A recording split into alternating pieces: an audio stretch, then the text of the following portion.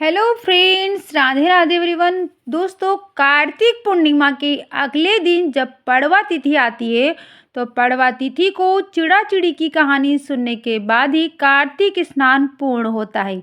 अगर आप कार्तिक स्नान कर रहे हैं तो आप ये कहानी सुनेंगे ही सही, लेकिन अगर आप कार्तिक स्नान नहीं कर रहे हैं तब भी आपको अपना मकान बनाने की इच्छा पूर्ण करने के लिए चिड़ा चिड़ी की कहानी ज़रूर से सुननी चाहिए।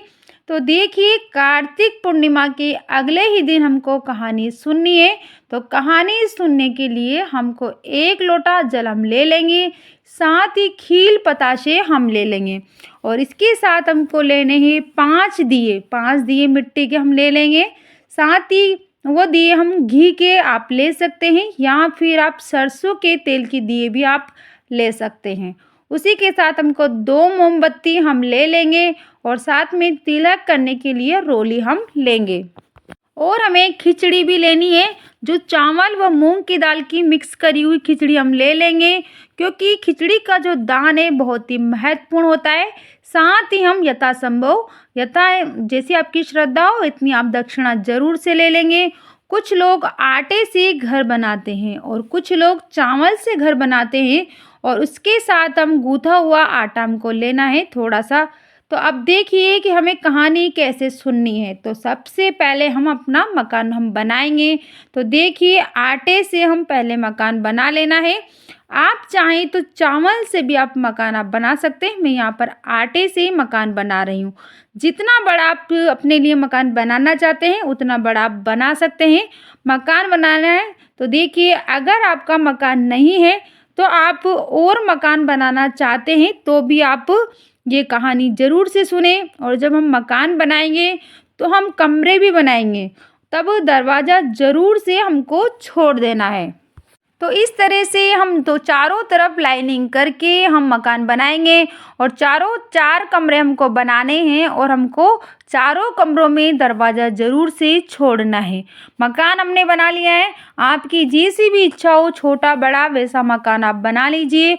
और मकान बनने के बाद जो हमने गूथा हुआ आटा लिया था उसी से हमको चिड़ा और चिड़ी बनाने हैं। तो इस तरह से हम पक्षी का आकार हम बना लेंगे। देखिए, हमको प्रॉपर आकार बनाने की ज़रूरत नहीं है। अगर नहीं आता है तो आप सिंपल सा कोई से भी पक्षी का आकार आप देकर चिड़ा चिड़ी आप बना लीजिए। इस तरह से देखिए, मैंने यहाँ पर चिड़ा बना लिया है और चिड़िया भी बना लेंगे। चिड़ा को हमको थोड़ा सा बड़ा कर दिया है और चिड़िया को थोड़ी छोटी सी बनाई है। उसके बाद चूगे के लिए हम खील हम रख देंगे, साथ ही हम पताशा रख देंगे। इसके बाद देसी घी का हम दिया रखेंगे। घर में जितने हमने 4 कमरे बनाए सभी कमरों में, चारों कमरों में हम दिया रख देंगे।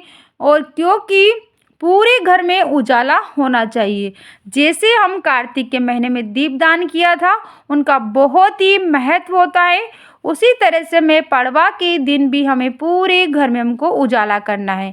और हमने जो गेट बनाया है उन पर भी हम दोनों तरफ 1-1 मोमबत्ती हम लगा देंगे ताकि गेट पर भी रोशनी रहे। इसके बाद हमने जो खिचड़ी रखी थी वो खिचड़ी हम रख देंगे। साथ में 1 लोटा जल हम रख देंगे और दक्षिणा हम ज़रूर से रखनी है। उसके बाद सारे दिए हम जला देंगे। हमने जो घर बनाया है उसे पूरे घर में हमको दिया हम लगा देंगे और इस तरह से हमारा घर बनकर तैयार हो गया है। अब हम कहानी सुनेंगे। तो कहानी सुनने से पहले जो हमने चिड़ा चिड़ी बनाया है उनको हम तिलक कर देंगे रोली से और खुद को भी रोली से तिलक कर लेंगे। और जो भी कहानी सुन रहे हैं उन सभी को हम तिलक कर देंगे और जो हमने दिए जलाए हैं उनको भी हम साथ में तिलक कर देंगे।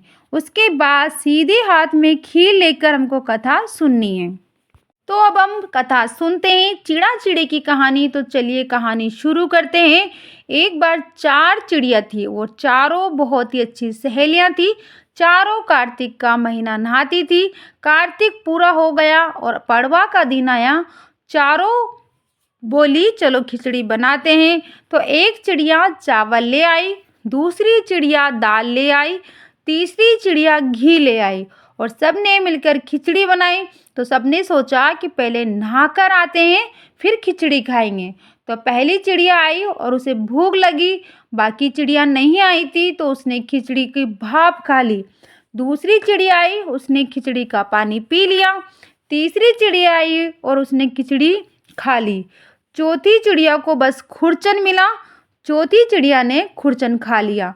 चारों चिड़िया कुछ समय के बाद मर गई। जिस चिड़िया ने भाप खाई थी वो राजा की बेटी बनी, जिस चिड़िया ने पानी पिया था वह कुमार की बेटी बनी, जिस चिड़िया ने खिचड़ी खाई थी वो ब्राह्मण की बेटी बनी, और जिस चिड़िया ने खुरचन खाई थी वो हथिनी बनी। कुमार की लड़की राजा के यहाँ पर दासी बन गई, ब्राह्मण की लड़की राजकुमारी की सहेली बनी, हथिनी भी राजा के घर में ही थी। राजकुमारी को पिछले जन्म की सभी बातें याद थी। राजकुमारी की जब शादी हुई तो राजकुमारी विदा होने लगी। तब राजा से बोली, पिताजी मैं अपनी सहेली को, अपनी दासी को अपने साथ लेकर जाऊंगी। तो राजा ने कहा कि ले जाओ। राजकुमारी फिर ले जाने के लिए राजी हो गई। तो राजकुमारी फिर जाने के लिए ससुराल मना करने लगी। तो राजा ने कहा अब तुम्हें क्या चाहिए? तब राजकुमारी बोली मुझे ये हाथिनी भी चाहिए। तो राजा ने नौकर भेजकर हाथिनी को बुलाने भेजा, लेकिन हाथिनी उठी ही नहीं। राजकुमारी खुद हाथिनी के पास गई और हाथिनी के कान में पिछले जन्म की बातें कही। उसे सुनकर हाथिनी उठकर खड़ी हो गई। राजा ये सब देख रहा था। राजा ने आकर तलवार निकाली और कहा तुम कौन हो जो हथेनी से बातें कर रही थी?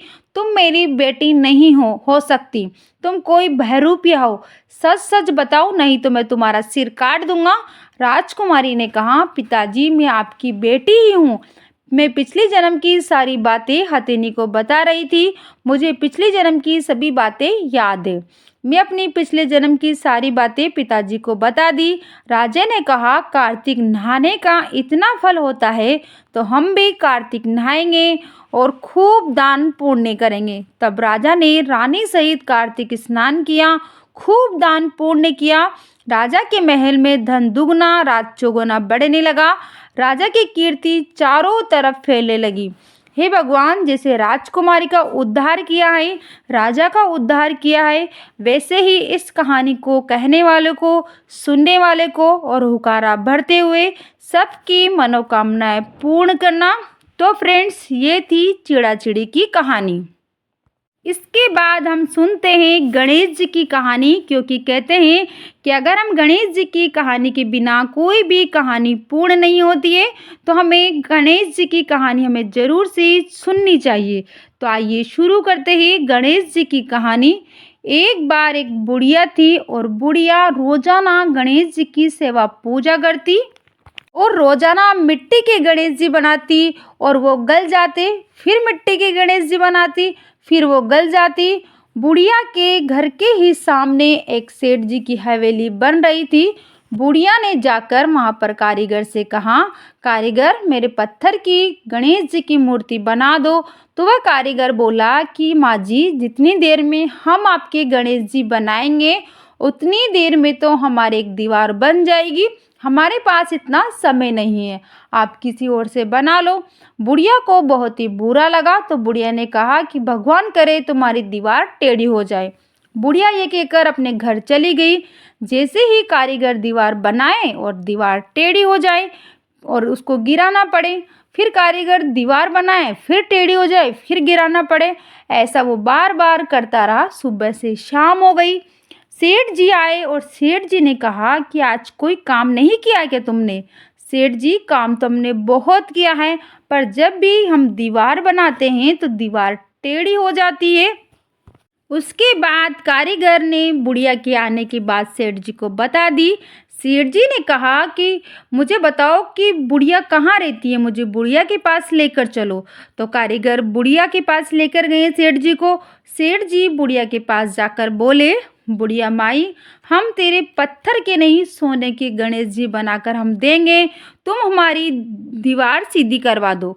गणेश जी महाराज ये बातें सुन रहे थे। जैसे ही सेठ जी ने ये बात कही और उनकी दीवार सीधी हो गई। अब सेठ जी ने बूढ़ी माई के लिए सोने के गणेश जी बनवा के दे दिए।